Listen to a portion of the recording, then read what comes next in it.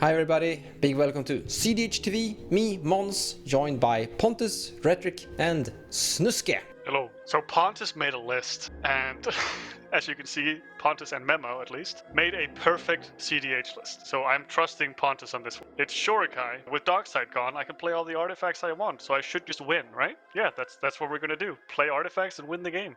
And stop others from winning in the meantime. It plays Humility, which is really fun. So I'm looking forward to this. Me, I am playing Urza by Eisenherz and Company and their deck list. So really, it's just down to 3 words: artifacts, Urza, infinite mana. 4 words, I guess. So I'm just need to go back to a classic deck, or like the bread and butter of cEDH, Tunacrom.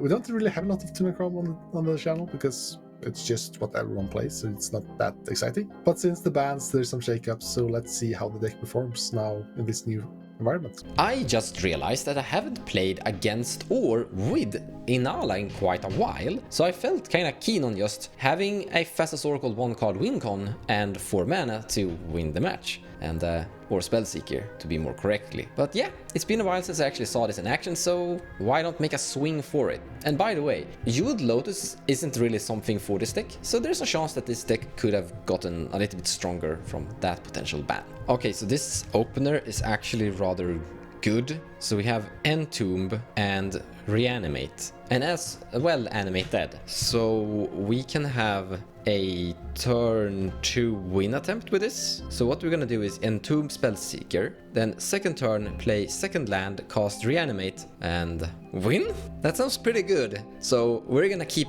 that. This is our first 7, and it's almost fine, but not actually. The fact that we just have 1 land and a Mox Diamond means that nothing is online. Otherwise, you could do some shenanigans like a turn 1 Fair Mastermind. Not sure how good that is turn 1 in this pod, but like with something. We did some mana. Like if we draw into Talisman, we're kind of saved because we can like Mox Diamond, Mox Opal, Rite of Flame, a Talisman, Mox Opal online, cast something. But then we're gambling on drawing a Talisman turn 1, Talisman on land. I'm not that keen on gambling on the turn 1, where the payoff is just a Fairy Mastermind on top of it being a gamble. So let's go to a second 7. This second 7 doesn't really do it either. It's like a turn 2 Tymna, and that's kind of all it is. Can't even keep up a Swan Song post Tymna turn 2. Sure, we have like Swat Pact, but like that doesn't really save us early.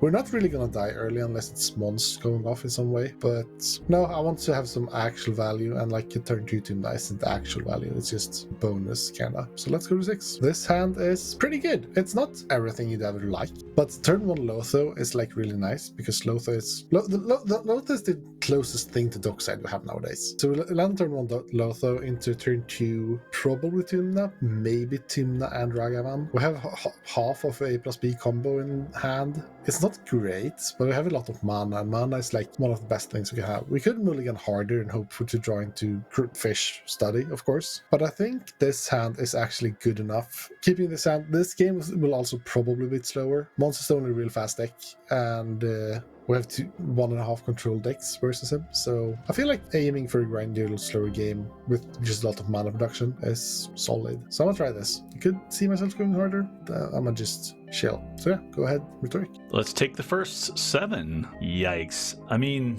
good looking hand, 1 land, either Spellbomb as well as Mystic Remora, but the risk is we have a 4-cost commander, and one of this, a core strategy of this deck is to power out Urza as fast as possible, even given the ban and so forth. So I feel like it's a little risky because 1 mental misstep could run. I don't know why I'm so scared of mental misstep. I mean, I guess it's right to be for 1 cost sort of things, but we've got like 2 1-cost things in here. And if I did not land Mystic Remora and I'm playing 3 other blue players, I think that I could be in trouble. So this is kind of like if I played it, I would be hoping that I would draw other lands. So I'm going to go ahead and pitch it just to be safe because I get a free maul. So let's do it. So we're kind of in the same situation right now. We have enough rocks to really do some cool things here. I mean, there's a combo piece we have with Rings of Brighthearth. We have Mystical Tutor. We have Mox Diamond, but not a second land. So that's a little concerning. because if I could get like one more land out, I could potentially have 3 mana on the first turn. Do I want to keep it? Yes, I do. But nevertheless, if I don't draw a land, I could hold on to that mana and try Mystical Tutor or try something else to maybe catch up. Ugh,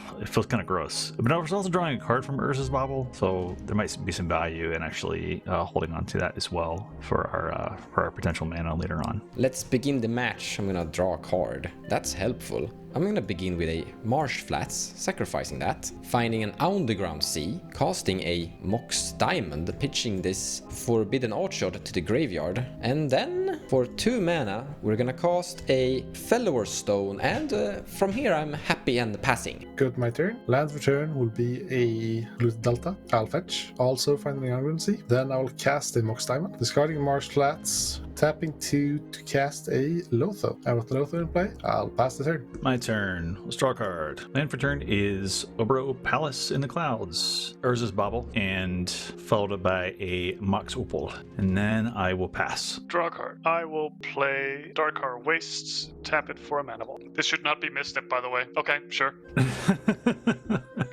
Mons wins at 4 mana with a 1 mana spell, just saying. But sure, pass turn. Well, now that Mental Misstep actually disappeared, Mana Vault, I'm gonna tap this Fellower Stone. I'm gonna cast this Entomb.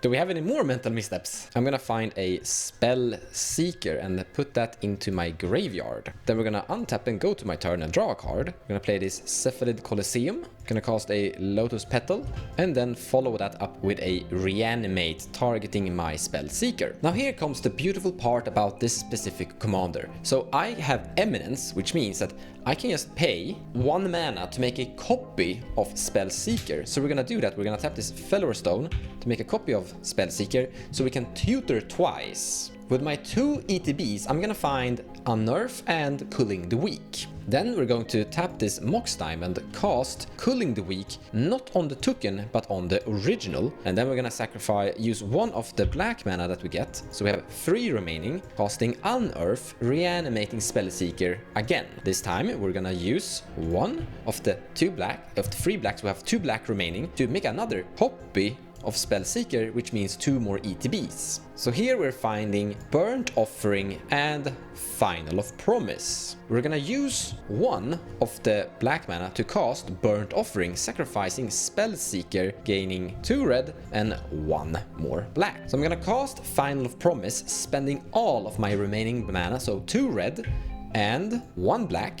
This means that I can cast an instant and a sorcery from my graveyard. Both have to be converted mana cost 1 or less. Casting Unearth once again, reanimating my Spellseeker and casting Entomb. While Entomb is finding this Scholar of Ages and putting it into the graveyard. Now here is a very important trick. So how this works is that I don't have to pay yet. We're stacking the triggers. So I'm gonna have the original search resolve first, which means that I can search up, let's say, a Dark Ritual here. And then I cast the Dark Ritual in response to the Inalla trigger that is making me a question if I want to pay the mana. So first ETB, so I'm gonna find Dark Ritual, sacrifice this Lotus Petal, gain 1 black, use that to cast Dark Ritual, gaining 3 black, and then using 1 of the Dark Ritual black mana to make another token of the Spellseeker. And with the second ETB, I'm gonna find Cabal Ritual, and let's actually just cast it immediately. So I had 2 black mana floating,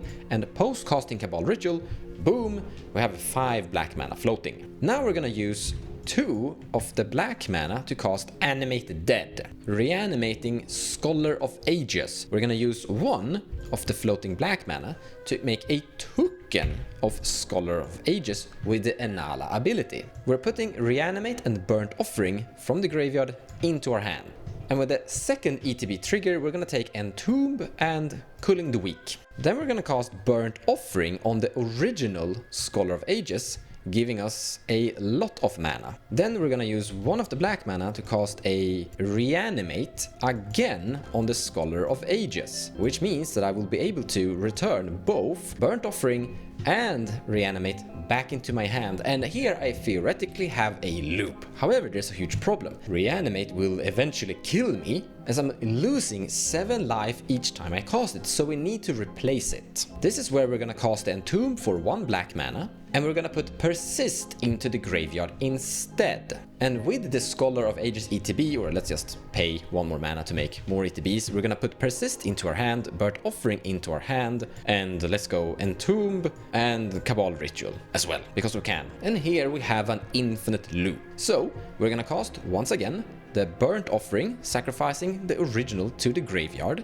and we're gonna gain an enormous amount of mana. With this we can make another token later, but then we're gonna cast Persist, that is going to reanimate the Scholar of Ages. And with ETB we can bring back these 2 cards, but also we can then pay 1 mana, because we're gaining a lot of mana from Burnt Offering, into the Inalla trigger and make infinite tokens of the Scholar of Ages, and you know what? They all have haste. I wanna then go to combat, swing for lethal. So now I think I have enough, so we're just gonna highlight all of them and turn everything sideways and declare victory. All right, I'll kick us off. Let me draw a card. I'm gonna play Obro once again, and I'm gonna tap it for Mana Vault. Can I mulligan? No? Okay, then I have no response. Mana Vault resolves. I'll follow up with a Tormod's Crypt, and I'll pass the turn. We're gonna draw a card and pray to the magic the adding gods. We did not hit that.